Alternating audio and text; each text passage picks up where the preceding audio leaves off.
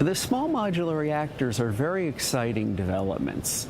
These SMRs, as they're known, can be used in remote areas or specifically for data centers or refineries or other systems to take them off the electric grid, keeping them resilient so that if someone attacks the electric grid, the facilities powered by the SMRs will still operate and do so with zero carbon power.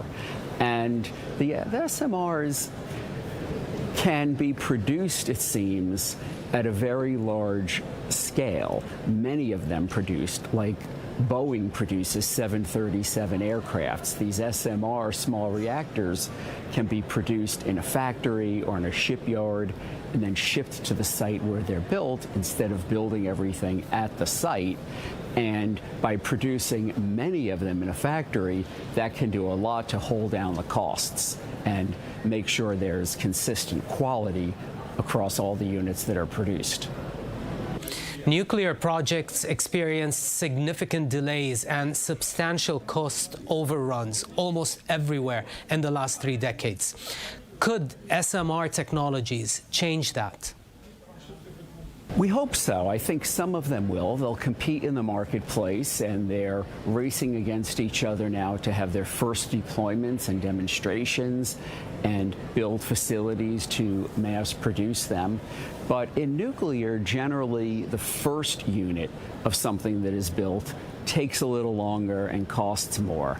And then as you get to the third, the fourth, the fifth unit, you seem to know the costs and the time frames for deploying them from there.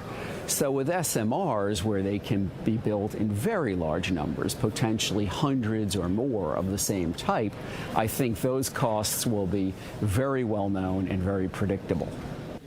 Seth, there's a lot of excitement around the utilization of SMRs to decarbonize energy-intensive industries, such as steel, aluminium, water desalination, among others. It could also produce clean hydrogen that could in turn decarbonize some of those same industries. Do you share that enthusiasm? Yes, exactly. In addition to producing electricity, there are SMRs that can produce high-temperature heat that can be used in industrial processes, including producing hydrogen.